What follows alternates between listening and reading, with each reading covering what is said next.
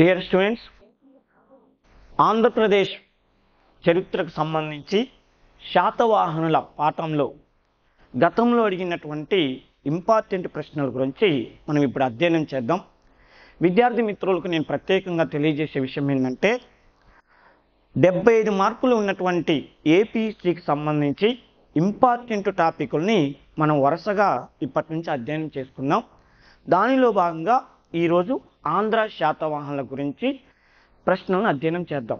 అదేవిధంగా ఇంకో ముఖ్యమైన విషయం ఏంటంటే ప్రతి ప్రశ్నని ఏదో ఇలా చదువుకుంటూ పోకుండా దాని పూర్వపరాలు అటు ఇటు మనం ప్రతి ప్రశ్నను అధ్యయనం చేద్దాం. దానిలో ఇప్పుడు చూడండి, క్రింది వారిలో శాతవాహన రాజ్య వంశాన్ని స్థాపించింది ఎవరు అన్నాడు. Who among the following founded the Satavahana dynasty? Satavahana రాజ్యాన్ని ఈ క్రింది వారిలో ఎవరు స్థాపించారన్నారు. ఇది చిన్న బిట్టే, కాకపోతే దీని గురించి కూడా మనం అధ్యయనం చేద్దాం. చూడండి, శ్రీముఖ శాతకర్ణి, కనుహుడు లేదా మొదటి శాతకర్ణి, కృష్ణుడు. ఆయన్ని కూడా మళ్ళీ కృష్ణుడే అంటారు. కాకపోతే ఇక్కడ అడిగినటువంటి ప్రశ్న ఏంటంటే కనుహుడు వేరు కృష్ణుడు వేరు అన్న ఉద్దేశంతో అది కూడా తెలుసో తెలియదని చెప్పి రెండు పెట్టాడు. ఓకేనా? క్రింది వారిలో శాతవాహన రాజ్యాన్ని ఎవరు స్థాపించారన్నాడు. శాతవాహన రాజ్యాన్ని స్థాపించినటువంటి వ్యక్తి శ్రీముఖ శాతకర్ణి. ఇతడు మౌర్య సామ్రాజ్యం వారికి సామంతుడుగా ఉండి, అంటే అశోకుడు మౌర్య సామ్రాజ్యాన్ని పరిపాలన చేస్తున్న సమయంలో, ఓకేనమ్మా, అశోకుడు అనేటటువంటి వ్యక్తి మౌర్య సామ్రాజ్యాన్ని పరిపాలన చేస్తున్న సమయంలో అశోకుడు పాటలీపుత్ర అనే రాజధానిగా చేసుకొని విశాలమైనటువంటి భారతదేశాన్ని మొత్తాన్ని కూడా ఏకఛత్రాధిపత్యంగా పరిపాలన చేస్తున్న సమయంలో మన శాతవాహనులు అనేటటువంటి వాళ్ళు సువర్ణగిరి, సౌత్ ఇండియాని మన మౌర్యులు ఏ పేరుతో పిలిచేవాళ్ళు, మౌర్య సామ్రాజ్యం అనేటటువంటి వాళ్ళు సౌత్ ఇండియాని ఏమని పిలిచేవాళ్ళంటే సువర్ణగిరి అనే పేరుతో పిలిచేవారు.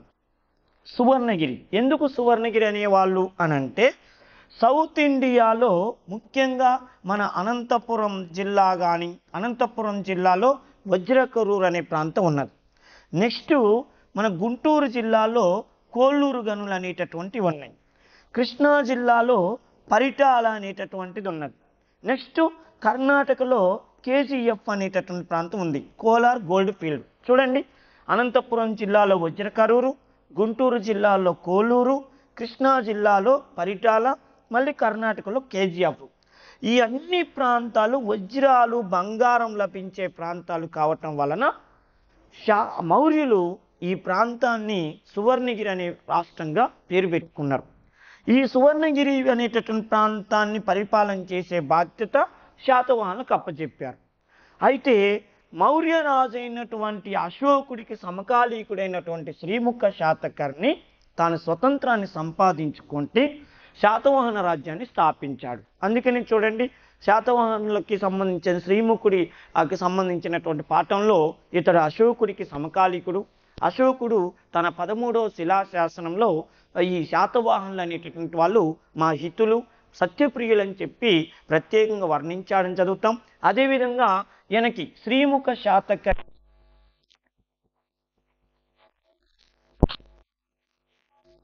విషయాలు ఈ బిట్టుకు సంబంధించి, అంటే చూడండి, ప్రతిదాన్ని కూడా మనం ఈ రాజ్యాన్ని ఎవరు స్థాపించారనే దానితో పాటు ఆనాటి పూర్వాపరాలను కూడా మనం అధ్యయనం చేసినట్టయితే బిట్టుని ఈ టైపులో కాకపోయినా ఇంకే టైపులో ఇచ్చినా కూడా ఆన్సరు మనకి రాబట్టుకోవటానికి వీలవుతుంది. అంటే ప్రశ్న ఏ విధంగా రేపు ఇదే టైపులో ఈ ప్రశ్న ఇవ్వకపోయినా రేపు ఒకవేళ అడుగుతాడు, సువర్ణగిరి అనేటటువంటిది ఎందుకు సౌత్ ఇండియాకి మౌర్యులు పెట్టుకున్నారంటే ఈ ప్రాంతాలు ఉండటం వల్లనే పెట్టారు. ముఖ్యంగా దానిలో అనంతపురం అనేటటువంటిది చాలా కీలకమైన పాత్ర పోషించింది మన ఆంధ్ర ప్రాంతం. అంటే ఈ ఉత్తర భారతదేశం వాళ్ళకి కావలసినటువంటి బంగారాన్ని, వజ్రాలన్నిటినీ కూడా మన సౌత్ ఇండియా నుంచే వాళ్ళకి దిగుమతి చేసేవారు. ఈ బాధ్యత అంతా కూడా శాతవాహనులు అనేటటువంటి వాళ్ళే తీసుకున్నారు. ఈ శాతవాహన రాజ్యాన్ని శ్రీముఖుడు అనేటటువంటి వాడు, ఆయన శ్రీముఖ శాతకర్ణి అనేటటువంటి వాడు స్టార్ట్ చేశాడు. ఓకేనమ్మా, ఇది దీనికి సంబంధించిన విషయం. ఓకేగా, నెక్స్ట్ విషయం ఏంటంటే, నెక్స్ట్ ప్రశ్న చూద్దాం. చూడండి, క్రింది వారిలో సాంచీ స్తూప యొక్క గేట్ వేలలో ఒక దానిపై ఏ శాతవాహన రాజు పేరు చెక్కబడింది? ఓకేనా? Which of the following Satavahana kings name inscribed on the gateway of Sanchi stupa అన్నాడు. సాంచి స్తూపం పైన ఈ క్రింది ఏ శాతవాహన చక్రవర్తి గురించి అన్నాడు? శ్రీముఖ శాతకర్ణి, కనుహుడు, నెక్స్ట్ 2వ శాతకర్ణి, లేదా ఇంకోటి ఏంటంటే కృష్ణుడు అనేటటువంటిది. ఇక్కడ సంబంధించిన ఏంటంటే శాతకర్ణి అంటే బహుశా 2వ శాతకర్ణి. ఇవన్నీ ప్రీవియస్ ప్రశ్నలు కాబట్టి ఇచ్చింది కానీ యాజిటీస్గా ఉన్నది. ఓకేనమ్మా. క్రింది వాటిలో సాంచి స్తూపం గేట్వేలపై ఏ శాతవాహన చక్రవర్తి పేరు చెక్కబడి ఉన్నది అంటే ఒక విషయం ఏంటంటే సాంచి స్తూపం అనేటటువంటిది మధ్యప్రదేశ్లో ఉంది. ఈ మధ్యప్రదేశ్లో ఉన్నటువంటి సాంచి స్తూపాన్ని అశోకుడు నిర్మించాడు. అశోకుడు ఒక సాంచి స్తూపమే కాదు, బౌద్ధ మతాన్ని ఎప్పుడైతే ఆయన స్వీకరించాడో ఆ బౌద్ధ మతం మీద అభిమానంతో అశోకుడు భారతదేశం మొత్తం మీద 84,000 స్తూపాలు నిర్మించాడు. ఆ 84,000 స్తూపాలలో సాంచి స్తూపం అనేటటువంటిది ఓ ప్రసిద్ధి చెందినటువంటి స్తూపము మనందరికీ తెలిసింది. అదేవిధంగా సౌత్ ఇండియాలో అమరావతి స్తూపానికి ఎంత ప్రాధాన్యత ఉందో నార్త్ ఇండియాలో సాంచి స్తూపానికి అంత ప్రాధాన్యత ఉంది. అసలు భారతదేశంలోని అతిపెద్ద స్తూపంగా సాంచి స్తూపాన్ని చెప్తారు. అలాంటి సాంచి స్తూపం పైన ఈ క్రింది ఏ శాతవాహన చక్రవర్తి గురించి ప్రస్తావించటం జరిగిందంటే ఇంకా చూడండి. సాంచి స్తూపం మీద ప్రత్యేకంగా ఆయన పేరు ఏ చక్రవర్తి పేరు? శ్రీముఖ శాతకర్ణి పేరుందా, కనుహుడు పేరుందా, 2వ శాతకర్ణి పేరుందా, కృష్ణుడి పేరుందా అంటే సాంచి స్తూపానికి మధ్యప్రదేశ్లో ఉంది కాబట్టి ఆ ప్రాంతాన్ని ఆక్రమించుకున్న ఎవడు మనం గుర్తుపెట్టుకోవాలి. అంటే ఇప్పుడు ఇక్కడ ఆప్షన్స్ ఇచ్చినటువంటి శాతవాహన చక్రవర్తి ఒక ఆయన నార్త్ ఇండియాకి వెళ్ళి ఆ ప్రాంతాన్ని ఆక్రమించుకొని అక్కడ ఉన్నటువంటి సాంచి స్తూపం పైన తన పేరుని ముద్రించాడు. మరి ఈ క్రింది వాళ్ళలో ఎవరు నిర్మించుంటాడంటే శ్రీముఖ శాతకర్ణి. ఆయన సౌత్ ఇండియాకే పరిమితం అయ్యాడు, నార్త్ ఇండియా వరకు యుద్ధాలకి వెళ్ళలేదు. కనుహుడు ఎంతసేపటికి కూడా భాగవత మతాన్ని అభివృద్ధి చేశాడు. దాన్నే వాసుదేవ మతం అని చెప్పి ప్రచారం చేశాడు. తన పేరు కనుహుడు అయితే కృష్ణుడిగా పేరు మార్చుకున్నాడు. ఎందుకంటే వాసుదేవ మతం వాళ్ళు ఎక్కువగా శ్రీకృష్ణుని ఆరాధిస్తారు కాబట్టి ఈయన మతానికి ఎక్కువ ప్రాధాన్యత ఇచ్చాడు, కానీ రాజ్య విస్తరణకి అంతగా ప్రాధాన్యత ఇవ్వలేదు. నెక్స్ట్ చూడండి, శాతకర్ణి అన్నాడు అంటే ఈయన 2వ శాతకర్ణి అయి ఉంటాడు. నెక్స్ట్ విషయం ఎందుకు కనుహుడు, ఆ కనుహుడే కృష్ణుడు. ఇది ఒక 2 కలిపి ఒకే చక్రవర్తి పేరు 2 సార్లు ఇచ్చారు అంటే ఈయన కాదు. నెక్స్ట్ విషయం ఏంటంటే 2వ శాతకర్ణి. ఇక చూడండి, ఇక్కడ ఉన్న దానికి కరెక్ట్ ఆన్సర్ ఏంటంటే 2వ శాతకర్ణి. 2వ శాతకర్ణి సాంచి స్తూపం మీద పేరు ముద్రించడానికి కారణం ఏంటంటే ఈయన నార్త్ ఇండియా వరకు తన దండయాత్ర నిర్వహించాడు. ఒక ముఖ్యమైన విషయం ఏంటంటే శాతవాహన వంశంలో శ్రీముఖ శాతకర్ణి రాజ్యాన్ని స్థాపించాడు. దాన్ని పటిష్టపరిచినటువంటి వాడు కనుహుడు. తర్వాత 1వ శాతకర్ణి అనేటటువంటి వాడు వచ్చి రాజ్యాన్ని విస్తరింప చేయడానికి చాలా వరకు ప్రయత్నించాడు. అతని బ్యాలెట్ ఏంటంటే 1వ శాతకర్ణి పరిపాలనా కాలంలో అటు ఉత్తర భారతదేశంలో బలమైన చక్రవర్తులు ఉన్నారు. సౌత్ ఇండియాలో కళింగ ప్రాంతంలో కారవీరుడు అనేటటువంటి రాజు ఉన్నాడు. 1వ శాతకర్ణి అశ్వమేధ యాగాలు చేస్తున్నప్పుడు కారవీరుడు అనేటటువంటి వాడు అడ్డుపడ్డాడు. 1వ శాతకర్ణిని రాజ్య విస్తరణ చేయటంలో కొంతవరకు అతడు విఘాతం కలిగించాడు. 1వ శాతకర్ణి చాలా వరకు రాజ్యాన్ని విస్తరింపజేశాడు, కానీ కారవీరుడి చేతిలో ఓడిపోయాడు. తర్వాత చూడండి, 1వ శాతకర్ణి తర్వాత రాజ్యం కొద్దిగా పరిస్థితి తారుమారవుతున్నప్పుడు వచ్చినటువంటి చక్రవర్తి 2వ శాతకర్ణి. ఇతడు ఏం చేశాడంటే 1వ శాతకర్ణి కలలుగన్నటువంటి రాజ్య విస్తరణని భుజాల మీద వేసుకొని 56 సంవత్సరాల పాటు పరిపాలించి శాతవాహనుల యొక్క విస్తీర్ణాన్ని ఉత్తర భారతదేశం వరకు విస్తరింపజేసినటువంటి చక్రవర్తి 2వ శాతకర్ణి. అందుకని ఇతడు ఆ గొప్పతనాన్ని తెలియజేస్తూ సాంచి స్తూపానికి దక్షిణ తోరణాన్ని చూడండి, గేట్వే దక్షిణ తోరణం, సాంచి స్తూపానికి దక్షిణ తోరణాన్ని నిర్మించిన చక్రవర్తి ఎవరంటే 2వ శాతకర్ణి. అందుకని ఇక్కడ ప్రశ్న ఏమని అడిగాడు, దక్షిణ తోరణాన్ని నిర్మించిన చక్రవర్తి అని ఎవరన్నా అడగలే. అట్లయితే వెంటనే ఆన్సర్ పెడతారని చెప్పి ఇది సాంచి స్తూపానికి దక్షిణ తోరణాన్ని నిర్మించిన ఈ క్రింది శాతవాహన చక్రవర్తి అంటే కాస్త తెలిసిన వాళ్ళు ఎమ్మటి గురించి ఆన్సర్ పెడతారని కొద్ది కన్ఫ్యూజన్గా ఉండాలని చూడండి. ఈ క్రింది వాళ్ళలో సాంచి స్తూప్ యొక్క గేట్వేలో ఒక దానిపై శాతవాహన రాజు పేరు ఉన్నది అన్నాడు. అర్థమైందమ్మా? ఇది 2వ శాతకర్ణికి సంబంధించిన విషయం. Welcome to Harshith institute. ఒక చిన్న నోటిఫికేషన్తో మీ ముందుకు రావడం అనేది జరిగిందండి. ఎవరైతే గ్రూప్ 2 ప్రిలిమ్స్ పాస్ అయ్యి మెయిన్స్కి సిద్ధపడుతున్నారో, మెయిన్స్ ప్రిపేర్ అవుతున్నారో వాళ్ళందరికీ కూడా ఒక గుడ్ న్యూస్ ఏంటంటే మన హర్షిత్ ఇన్స్టిట్యూట్లో ఆల్రెడీ 3rd బ్యాచ్ 3 బ్యాచెస్ దిగ్విజయంగా రన్ అవుతున్నాయి. 4th బ్యాచ్ అనేది స్టార్ట్ అయింది. ఈరోజే 4th బ్యాచ్ అనేది స్టార్ట్ అయింది.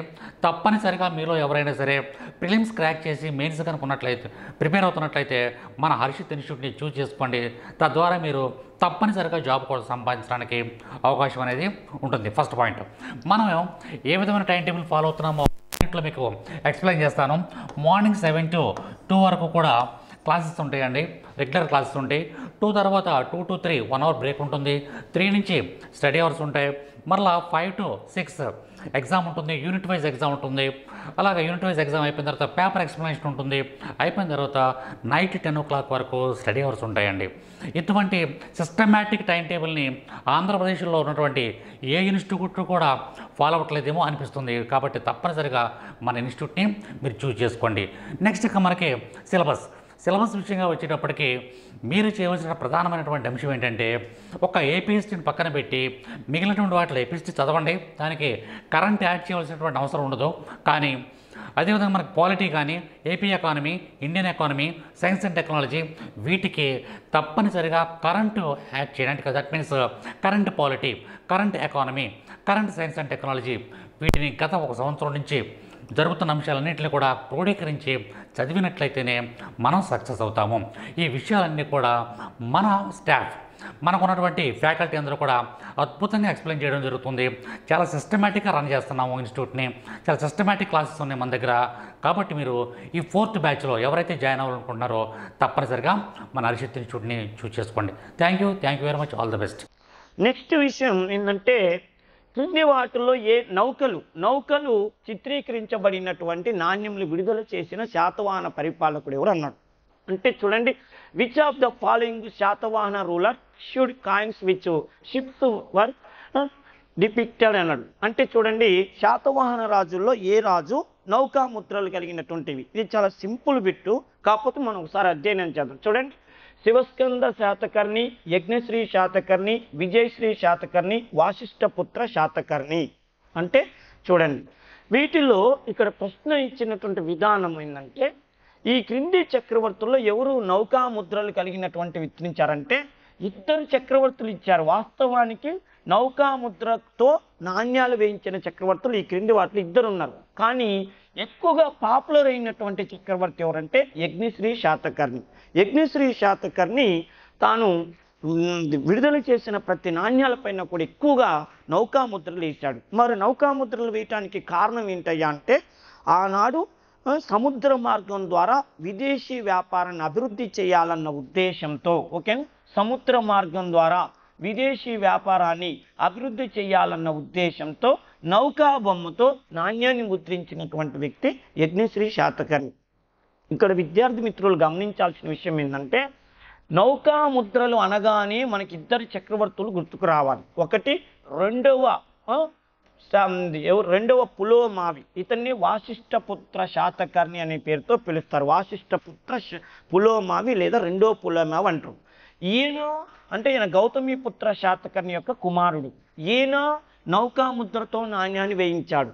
యజ్ఞశ్రీ శాతకర్ణి నౌకాముద్రతో నాణ్యాలు వేయించాడు. అసలు యజ్ఞశ్రీ శాతకర్ణి నౌకాముద్రతోనే కాదు, ఇక్కడ ప్రత్యేకంగా గమనించాల్సిన విషయం ఏంటంటే శాతవాహన చక్రవర్తుల్లో ఎక్కువగా నాణ్యాలు ముద్రించిన చక్రవర్తి అంటే కూడా యజ్ఞశ్రీ శాతకర్ణి పేరు పెట్టాలి. మళ్ళీ చెప్తున్నా, శాతవాహన రాజులలో ఒక్కొక్క రాజు ఒక్కో ప్రత్యేకత కలిగి ఉన్నారు నాణ్యాల విషయాల్లో. ఉదాహరణకి గౌతమిపుత్ర శాతకర్ణి ప్రతిముద్రిత నాణ్యాలు ముద్రించాడు. అంటే ఒక రాజు ముద్రించిన నాణ్యాలను తిరిగి పోత పోపించి తన పేరుతో నాణ్యాలు ముద్రించిన మొట్టమొదటి భారతీయ చక్రవర్తి ఎవరంటే గౌతమిపుత్ర శాతకర్ణి. దాన్ని రీప్రింటెడ్ కాయిన్స్ అంటారు. అదేవిధంగా చూడండి, 1వ శాతకర్ణి గజగుర్తుతో నాణ్యాన్ని ముద్రించాడు. అంటే ఏనుగు బొమ్మతో నాణ్యాన్ని ముద్రించాడు. అదేవిధంగా ఈ చక్రవర్తి చూడండి, యజ్ఞశ్రీ శాతకర్ణి నౌకాముద్రలతో నాణ్యాలు ముద్రించాడు ఒకటి. రెండోది రాజు బొమ్మలతో. ఇంతవరకు చక్రవర్తులు ఎవరు కూడా రాజు బొమ్మల్ని పెట్టలేదు, ఆయన బొమ్మల్ని పెట్టుకోలేదు. అలా ముద్రించిన ఫస్ట్ పర్సన్ ఎవరంటే యజ్ఞశ్రీ శాతకర్ణి. ఇప్పుడు కన్ఫ్యూజన్ లేకుండా ఒక్కసారి చూడండి అమ్మా, నౌకాముద్రలతో నాణ్యాలంటే ఇక్కడికి ఎక్కువగా ప్రాధాన్యత ఎవరంటే యజ్ఞశ్రీ శాతకర్ణి. ఈ ప్రశ్నకు సంబంధించి ఆన్సర్ ఇచ్చింది యజ్ఞశ్రీ శాతకర్ణి. కాకపోతే రేపు ఈ టైపులో అడగకుండా రేపు ఎగ్జామ్లో ఏమనొచ్చు అంటే నౌకా ముద్రలతో నాణ్యాన్ని ముద్రించిన చక్రవర్తులని చెప్పి ఇద్దరిద్దరి లెక్క ఇచ్చిందనుకోండి, అప్పుడు ఏబిసిడీలు అనేటటువంటి దాంట్లో యజ్ఞశ్రీ శాతకర్ణి, రెండో పులోమావి అని ఒక ఆన్సరు, రెండోది యజ్ఞశ్రీ శాతకర్ణి అనేటటువంటి ఒక ఆన్సరు, రెండో పులోమావ్ అనేటటువంటిది ఒక ఆన్సరు, జిపిఎస్ గౌతమిపుత్ర శాతకర్ణి అనేది ఒక ఆన్సర్ ఇచ్చింది అనుకోండి.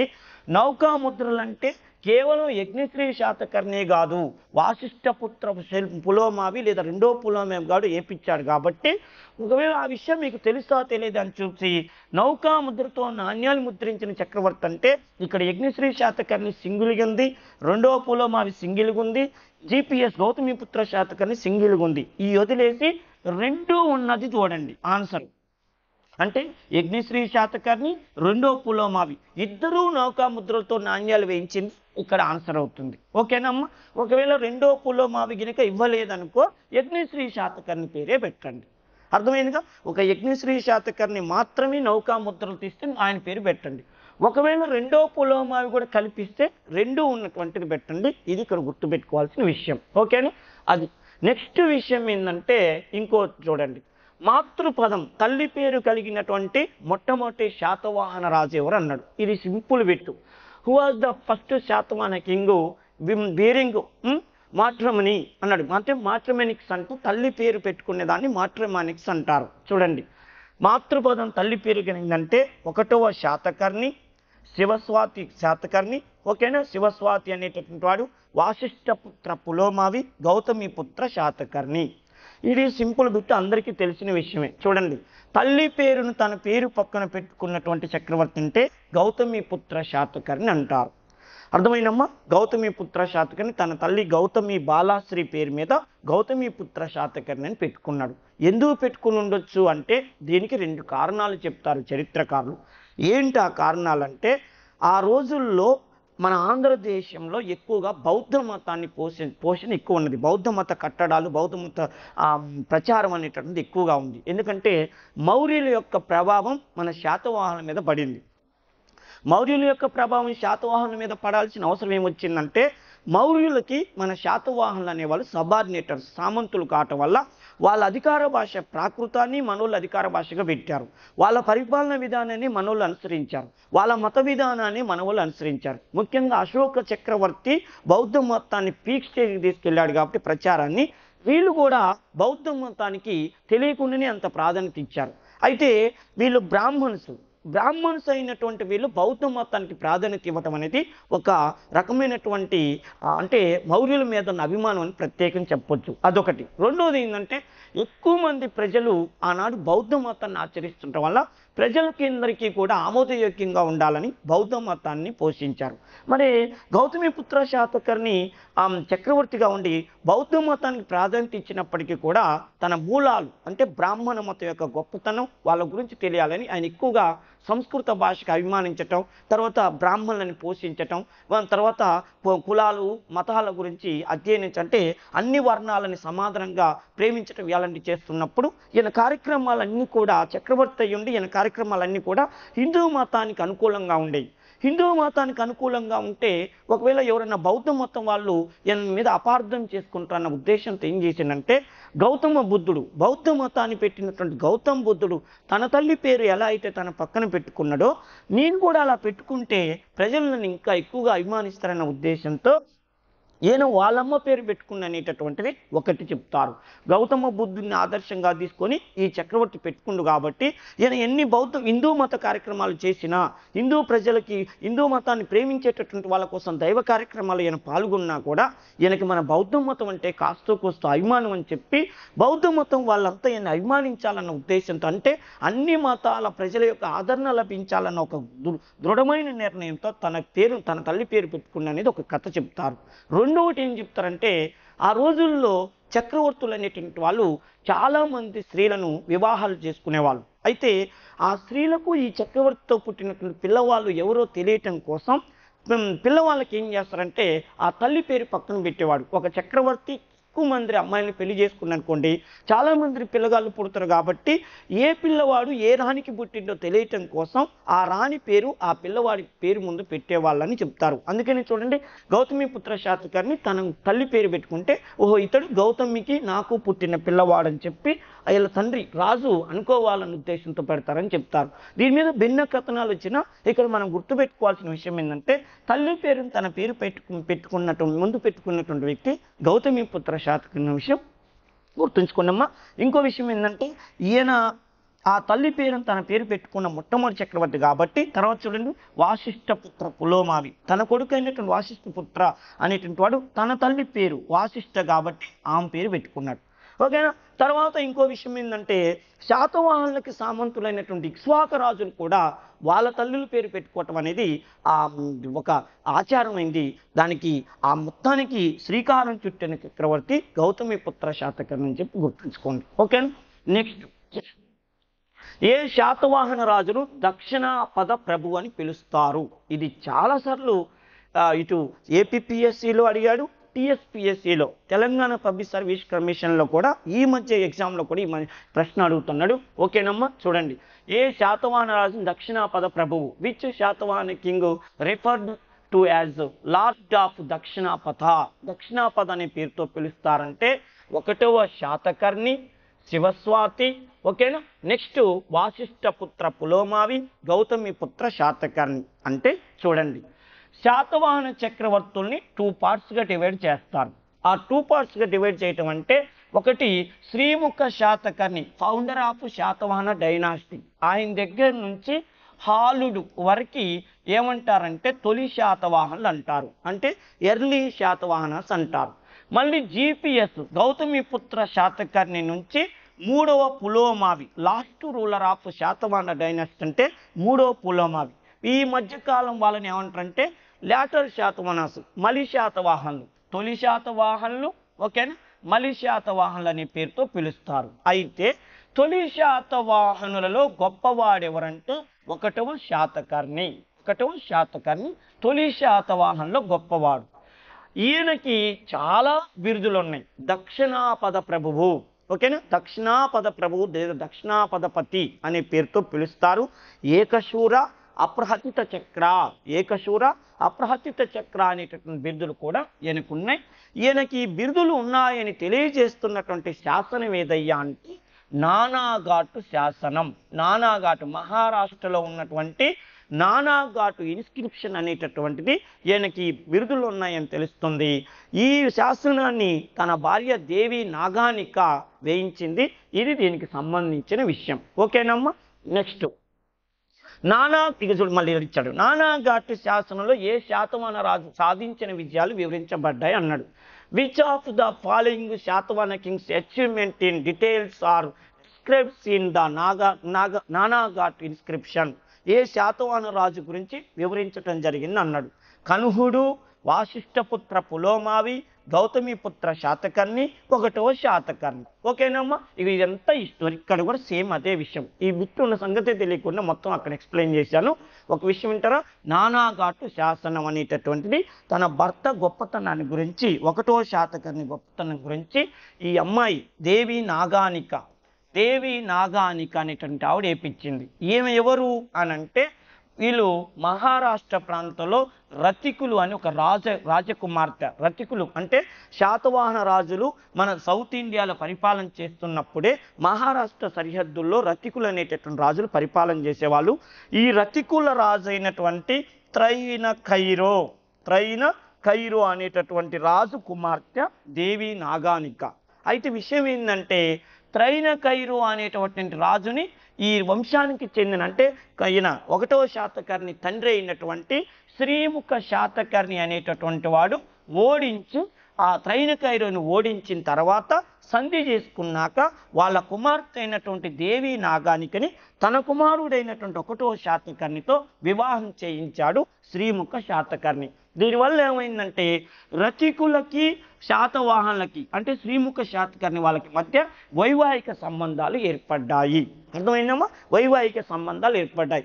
ఈ వైవాహిక సంబంధాల వలన ఏమైందంటే రతికులకి ఏ కష్టం వచ్చినా శాతవాహనులు చూసుకునేవాళ్ళు, శాతవాహనులకి ఏ కష్టం వచ్చినా రతికులు చూసుకునేవాళ్ళు వైవాహిక సంబంధాల వల్ల. అందుకని ఈ రాజకీయ పలుకుబడి పెంచుకోవటం కోసమే శ్రీముఖ శాతకర్ణి చక్రవర్తిగా ఉన్నప్పుడు తన కుమారుడైనటువంటి 1వ శాతకర్ణికి రతికుల రాకుమార్తె దేవి నాగానికతో వివాహం చేయించాడు. ఈ స్టోరీ కూడా నానాఘాటు శాసనంలోనే ప్రస్తావించడం జరిగింది. ఓకేనమ్మా? నెక్స్ట్ చూడండి, శాతవాహన యుగంలో స్త్రీలు వాడే అరదళం అనగా అర్థం ఏంటి అన్నాడు. ఈ మధ్యకాలంలో మీరు గమనిస్తున్నారో లేదో అమ్మా, 2 తెలుగు రాష్ట్రాల్లో జరుగుతున్న పోటీ పరీక్షలలో రాజుల బిరుదులు, వాళ్ళు చేసిన యుద్ధాలు, వీటికంటే కూడా ఎక్కువగా చిన్న చిన్న పదాలు, వాళ్ళ సామాజిక వ్యవస్థ, ఆర్థిక వ్యవస్థ, మత వ్యవస్థ, వాళ్ళు ఉపయోగించిన వస్తువులు, వీటి మీద కూడా కొన్ని బిట్లు అడుగుతున్నాడు. అందుకని రాజుల యుద్ధాలు, వాళ్ళ టైటిల్స్ ఎంత ముఖ్యమో అర్థమైనా. ఇంకో విషయం ఏంటంటే మన ప్రతి లెసన్లో కూడా వాళ్ళ సామాజిక పరిస్థితి, వాళ్ళు ఉపయోగించిన వస్తువులు, వాళ్ళ కాలంలో ఉపయోగించినటువంటి సంగీత పరికరాలు, వీటి మీద కూడా ప్రత్యేకంగా శ్రద్ధ చూపాల్సినటువంటి అవసరం ఉన్నది. ఓకేనా? ఇక్కడ చూడండి, శాతవాహన యుగంలో స్త్రీలు వాడే అరదళం అనగా what is the meaning of అరదళం used by women in the era of Satavahanas. Satavahana యుగంలో ఆ స్త్రీలు ఉపయోగించినటువంటి అరదళం అంటే ఏంటని అడుగుతున్నాడు. అంటే పారాని, పసుపు, టెర్మనిక్, తర్వాత కుంకుమ, పౌడర్ అని అడుగుతున్నాడు. అంటే ఆనాడు శాతవాహన రాజ్యంలో స్త్రీలు ఉపయోగించేటటువంటి అరదళం అంటే అర్థం ఏంటంటే అమ్మ, పౌడర్ని అరదళం అనే పేరుతో పిలిచేవాళ్ళు. ఓకేనా? పౌడర్ని అరదళం అనే పేరుతో పిలిచేవాళ్ళు. నెక్స్ట్, శాతవాహన కాలంలో వ్యాపారస్తులు తమ వెంట పక్షుల్ని తీసుకొని వెళ్ళేవారు అని తెలుపుతున్నటువంటి గ్రంథం ఏందని అడుగుతున్నాడు. Which text states the traders used to take birds with them during of the Satavahana అంటున్నారు. అంటే శాతవాహన కాలంలో వ్యాపారస్తులు, విదేశీ వ్యాపారస్తులు కానీ ఎవరైనా కూడా తమ వెంట పక్షుల్ని తీసుకొని వెళ్ళేవారని తెలియజేస్తున్న గ్రంథం విన్నాడు. పక్షుల్ని ఎందుకు తీసుకుపోతారు అని అంటే నౌకా మార్గాల ద్వారా వ్యాపారం చేయటానికి వెళ్తున్నటువంటి ఈ వ్యాపారస్తులు తమ వెంట పక్షుల్ని ఎందుకు తీసుకువెళ్ళే వాళ్ళంటే వాళ్ళు సముద్రం మీద నుంచి ఏ ప్రాంతానికి వెళ్ళి తమ వస్తువుల్ని అమ్ముకోవాలి. మరి ఆ ప్రాంతంలో ప్రజలు ఉన్నారా లేరా అనేది వీళ్ళకి ఎలా తెలుస్తుంది? ఇప్పుడున్నంత సాంకేతిక పరిజ్ఞానం ఆ రోజుల్లో లేదు కాబట్టి షిప్ మీద వస్తువులన్నీ వేసుకొని వెళ్తుంటారు. వీళ్ళు అమ్మటానికి తీసుకెళ్తున్న వస్తువులన్నీ తీసుకొని వెళ్తుంటారు. వెళ్తున్నప్పుడు ఆ చుట్టుపక్కల ఏరియాలలో ఏ ఏరియాలో జనాభా ఉందో మనకు తెలియదు. మరి అక్కడికి వెళ్ళి జనాభా లేకపోతే మళ్ళీ షిప్ తిప్పుకొని రావాలంటే ఖర్చుతో కూడుకునే వ్యవహారం, శ్రమతో కూడుకునే వ్యవహారం. అందుకని ఏం చేసేవాళ్ళంటే తమ దగ్గర ఉన్నటువంటి పక్షుల్ని వదిలేవాళ్ళు. వదిలితే ఏమైందంటే ఆ పక్షులు అలా అలా తిరిగి ఎక్కడైతే జనాలు ఉంటారో అక్కడ నుంచి ఆ పక్షులకి అక్కడే ఉండి వీళ్ళ దగ్గరికి రావు. ఎందుకంటే అక్కడ ఉండేటటువంటి వాళ్ళు ఏదన్నా ఆహార పదార్థాలు వదులుతారు, అవి తిన్నామని చెప్పి అక్కడే ఉండిపోతాయి. అప్పుడు ఈ షిప్ మీద ఉన్నటువంటి వ్యాపారస్తుడికి ఏమర్థమైందంటే తాను వదిలినటువంటి పక్షులు ఇక్కడికి రాలేదంటే ఆ ఏరియాలో ప్రజలు ఉండి ఉంటారు, అంటే మనం వ్యాపారం చేసుకోవటానికి అనువైన ప్లేస్ అదని చెప్పి అలా వాళ్ళు ఒక ఆలోచనతో అక్కడికి వెళ్ళేవాళ్ళు. అందుకని తమ వెంట పక్షులు తీసుకువెళ్ళేవారని తెలియజేస్తున్నటువంటి ఈ క్రింది గ్రంథం ఇది అన్నాడు. అంటే వ్యాపార అభివృద్ధి మార్గంలో తీసుకునేటటువంటి ఒక చర్య అన్నమాట. మరి ఈ విషయాన్ని తెలియజేస్తున్నటువంటి గ్రంథం ఏది అన్నాడు అంటే బృహత్కథ, న్యాచురల్ హిస్టరీ, జాగ్రఫీ, దిగనికాయ అని గ్రంథం అన్నాడు. దాదాపు శాతవాహనుల పాఠం చదివిన ప్రతి స్టూడెంట్ కూడా ఈ బిట్టు దగ్గరకు వచ్చేసరికల్లా ఇది బృహత్కథ గ్రంథం కాదు, దిగనికాయ గ్రంథం కాదు, ఖచ్చితంగా అయితే ప్లీనీ రచించినటువంటి న్యాచురల్ హిస్టరీ అన్నా కావాలి, లేకపోతే జాగ్రఫీ టాలమీ రచించినటువంటి గైడ్ టు జాగ్రఫీ అనే పుస్తకం అన్నా కావాలి. ఎక్కువగా ఈ రెండింటి మీదనే ఆలోచిస్తారు. అర్థమైందమ్మా? చూడండి, ప్లీనీ న్యాచురల్ హిస్టరీ, ఇతడు రోమ్ దేశానికి చెందినవాడు. ఈయన మన ఆంధ్రదేశంలో వర్తక వ్యాపారాలు అంటే రోమ్ దేశానికి మన ఆంధ్రదేశానికి మధ్య జరిగిన వ్యాపార వ్యవహారాల గురించి ఎక్స్ప్లెయిన్ చేశాడు. ముఖ్యంగా మచిలీపట్నం లాంటి గొప్ప గొప్ప ఓడరేవుల గురించి కూడా అక్కడ ఎక్కువగా ఎక్స్ప్లెయిన్ చేశాడు. అంటే బహుశా ఖచ్చితంగా ఇదే అయి ఉంటుంది అనేటువంటి ఆలోచన ఉంటుంది. లేదా గైడ్ టు జాగ్రఫీ, టాలమీ ఈ గ్రంథంలో ఎక్కువగా ఓడరేవుల గురించే రాశాడు. వర్తక ఓడరేవులు, ఆనాడు ట్రేడింగు, వీటి మీదనే ఎక్కువ కాన్సన్ట్రేషన్ చేశాడు. కాబట్టి బహుశా వ్యాపారస్తులు వాళ్ళ జాగ్రత్తలలో ఇదొకటే భాగం అని చెప్పి పక్షుల్ని తీసుకువెళ్ళేవారు అని రాసి ఉంటారు అనుకుంటారు. ఇక్కడ గుర్తుపెట్టుకోవాల్సిన ముఖ్యమైన విషయం ఏంటంటే బృహత్కథ కాదు. బృహత్కథ అనేటటువంటిది అది కుంతల శాతకర్ణి కాలంలో ఆయన రాసినటువంటి సాహిత్యపరమైనటువంటి గ్రంథం. మరి దిగనికాయ అంటే దిగనికాయ జైన మతానికి చెందినటువంటి గ్రంథమైనటువంటి దిగనికాయలో, జైన మతానికి సంబంధించినటువంటి దిగనికాయలో ఈ విషయాన్ని గురించి ప్రస్తావించటం జరిగింది. ఓకేనమ్మా.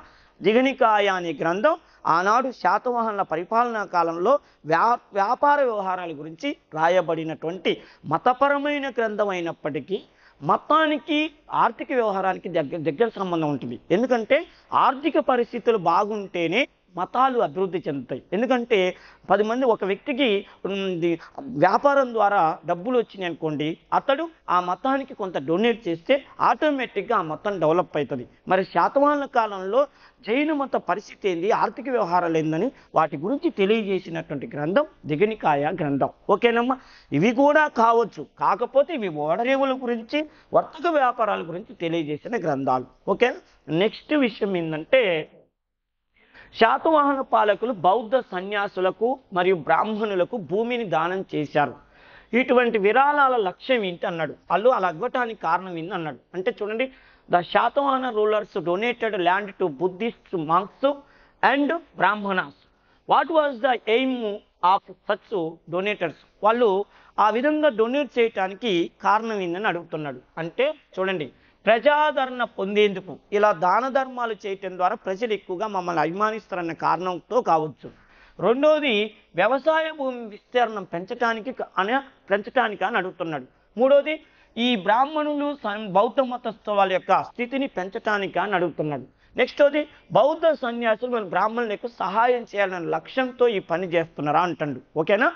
బౌద్ధ మతస్థులకి అదేవిధంగా బ్రాహ్మణులకి భూములు దానాలు చేయటంలో ఉన్న లక్ష్యం ఏంటంటే ప్రజాదరణ పొందేందుక, వ్యవసాయ భూమిని విస్తరణ పెంచటానికా, వారి స్థితిని పెంచటానికా, లేకపోతే వారికి సహాయం చేయాలని ఒక ఎయిమ్తో చేస్తున్నారా అని అడుగుతున్నాడు. ఇక్కడ గుర్తుపెట్టుకోవాల్సిన విషయం ఏంటంటే వ్యవసాయ భూమి విస్తీర్ణాన్ని పెంచటం కోసమే వీళ్ళు ఈ కార్యక్రమాన్ని చేశారు. వ్యవసాయ భూమి విస్తీర్ణాన్ని పెంచడానికి ఎందుకనంటే విస్తారమైనటువంటి అడవులు ఉన్నాయి కాబట్టి ఆ అడవులని వ్యవసాయయోగ్యమైన భూములుగా మార్చాలంటే ఈ బౌద్ధ సన్యాసులకు కానీ బ్రాహ్మణులకు కానీ ఇస్తే వాళ్ళు వ్యవసాయం మీద కాన్సన్ట్రేషన్ చేసి వ్యవసాయ రంగాన్ని అభివృద్ధి చేస్తారు. దీని ద్వారా ఏమవుతుందంటే ప్రజలకు కావలసిన ఆహార పదార్థాలు ఎక్కువగా విస్తీర్ణంగా లభించడానికి అవకాశం ఉంటుంది. ఒకటి. రెండోది వ్యాపారం అనేటటువంటి వర్తక వ్యాపారాలని అద్భుతంగా డెవలప్ అవుతుంటాయి.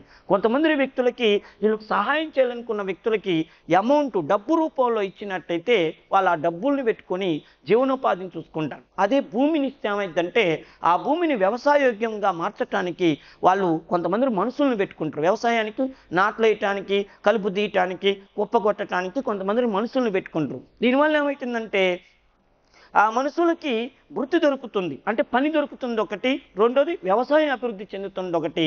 ఇన్ని రకాలుగా ఆలోచించి ఇప్పుడు నాకు ఒక 100 రూపాయలు, ఒక 1,00,000 రూపాయలు ఇస్తే ఆ 1,00,000 రూపాయలు అలా పెట్టుకుంటా. అదే నాకు భూమిని ఇచ్చారనుకోండి, ఆ భూమిని నేను సేద్యం చేయటం వల్ల కొంతమందికి పని కల్పించవచ్చు, వ్యవసాయ రంగాన్ని అభివృద్ధి చేయొచ్చు, ఎన్నో రకాలైన ఆహార పదార్థాలను పండించవచ్చు అనే సుదూర లక్ష్యంతో శాతవాహనులు అనేటటువంటి వాళ్ళు ఏ మతం వారికైనా ఎవరికైనా ఇవ్వాలనుకుంటే భూములు ఇచ్చేవాళ్ళు. ఆ రోజుల్లో వ్యవసాయ భూమిని నివర్తనాలు అనే పేరుతో పిలుస్తారు. నివర్తనాలు ఎకరాలు, ఇప్పుడు మనం ఎకరం అరెకరం అని ఎలా అంటున్నామో ఆ రోజుల్లో భూమిని వాళ్ళు నివర్తనాలు అనే పేరుతో పిలిచేవారు. అంటే చూడండి, ఇక్కడికి ఇంకొక ముఖ్యమైన విషయం సందర్భం వచ్చింది కాబట్టి చెప్తున్నామ్మా. ఉత్తర భారతదేశంలో భూమిని దానం చేసిన మొట్టమొదటి రాజవంశం అంటే మౌర్యులు చెప్తారు. బాగా గుర్తుపెట్టుకోండి, మీరు ఆల్రెడీ ప్రిలిమ్స్లో చదివారు. ఉత్తర భారతదేశంలో భూమిని దానం చేసిన మొట్టమొదటి రాజరికం అంటే మౌర్యులు చెప్తారు. మౌర్యులకి వీళ్ళు సామంతులు కాబట్టి అదే విధానాన్ని సౌత్ ఇండియాలో వీళ్ళు అమలు చేశారు. అంటే ఉత్తర భారతదేశంలో భూమిని దానం చేసిన వాళ్ళంటేనేమో మౌర్యుల పేరు పెట్టండి, సౌత్ ఇండియాలో భూదానాలు చేసిన వాళ్ళంటేనేమో శాతవాహనుల పేరు పెట్టండి. ఓకేనా? అంతేకాదు ఇక్కడ ఒక ముఖ్యమైన విషయం గుర్తుపెట్టుకోవాలి. శాతవాహనులకు ఉన్నటువంటి గొప్పతనం ఏంటంటే భూమితో పాటు ఆ భూమిలో పనిచేస్తున్నటువంటి కార్మికులు ఉంటారే, వాళ్ళు వ్యవసాయదారులు ఉంటారే, ఆ శ్రామికులు, వాళ్ళని కూడా భూమితో పాటు దానం చేసేటటువంటి విధానాన్ని ప్రవేశపెట్టిన మొట్టమొదటి రాజవంశం ఏంటంటే శాతవాహనులు. ఓకేనా? భూమితో పాటు ఆ భూమిపై పనిచేస్తున్నటువంటి వాళ్ళని కూడా డొనేట్ చేయటం అనేటటువంటిది శాతవాహనులే ప్రవేశపెట్టారు. ముఖ్యంగా మీరు చదువుతారు, గౌతమిపుత్ర శాతకర్ణి 100 నివర్తనాలు అంటే 100 ఎకరాలు అనుకోరాదండి, 100 నివర్తనాల భూమిని బౌద్ధ మత అభివృద్ధికి కేటాయించాడు. ఆ బౌద్ధ మతం కూడా ఏ శాఖ అంటే భద్రణీయ శాఖ అనేటటువంటి శాఖకి 100 నివర్తనాల భూమిని దానం చేశాడని చదువుతాం. ఇంత స్టోరీ ఉంది దీంట్లో. ఓకేనమ్మా? నెక్స్ట్ ఇక చూడండి, 220 బీసీలో ఎవరు స్వతంత్రుడయ్యారు మరియు శ్రీకాకుళాన్ని తన రాజధానిగా చేసుకొని పరిపాలన చేశారన్నారు. ఏ శాతవాహన చక్రవర్తి స్వతంత్రాన్ని ప్రకటించుకున్నాడు అంటే by 220 BC became independence and made Srikakulam his capital and started the Satavahana ruler. ఎవరు శ్రీకాకుళాన్ని రాజధానికి చేసుకున్నారన్నారు అంటే ఇక్కడ యజ్ఞశ్రీ శాతకర్ణి, గౌతమిపుత్ర శాతకర్ణి, శ్రీముఖ శాతకర్ణి, పులోమావ అన్నాడు. ఆయన 1వ పులోమావ, 2వ పులోమావ, 3వ పులోమావ అన్నాడు. అంటే 220 బీసీలో శాతవాహన రాజ్యాన్ని స్థాపించినటువంటి చక్రవర్తి ఎవరంటే శ్రీముఖ శాతకర్ణి. ఇతడు శ్రీకాకుళాన్ని రాజధానిగా చేసుకొని పరిపాలన చేసినట్టుగా చరిత్రలో కొన్ని ఆధారాల ద్వారా చెప్తారు. ఇది నిజమా కాదా అనే విషయం పక్కన పెడితే ఇది ఒక ఆధారం అని చెప్తారు. ఇక్కడ ఇంకో విషయం గుర్తుపెట్టుకోండి, 2001వ సంవత్సరంలో శ్రీముఖ శాతకర్ణికి చెందినటువంటి 8 వెండి నాణ్యాలు కరీంనగర్ జిల్లా కోటిలింగాలలో తెలంగాణలో బయటపడ్డాయి. దాన్ని బట్టి చరిత్రకారులు ఏం అధ్యయనం చేశారంటే శ్రీముఖ శాతకర్ణి యొక్క ప్రస్థానం మొట్టమొదటిసారిగా ఎక్కడ ప్రారంభమై ఉంటుందంటే కోటిలింగాలలో ప్రారంభమైంది. అంటే కోటిలింగాలే వాళ్ళ క్యాపిటల్ సిటీ అని చెప్పి 2001లో బయటపడిన 8 వెండి నాణ్యాల ద్వారా ఈ విషయం నీకు తెలుస్తుంది. ఓకే, అది విషయం. ఫ్రెండ్స్, మా ఎంకరేజ్మెంట్ కోసం మన హర్షిత్ ఇన్స్టిట్యూట్ యూట్యూబ్ ఛానల్ని సబ్స్క్రైబ్ చేసుకోండి, లైక్ చేయండి, అలానే షేర్ చేయండి.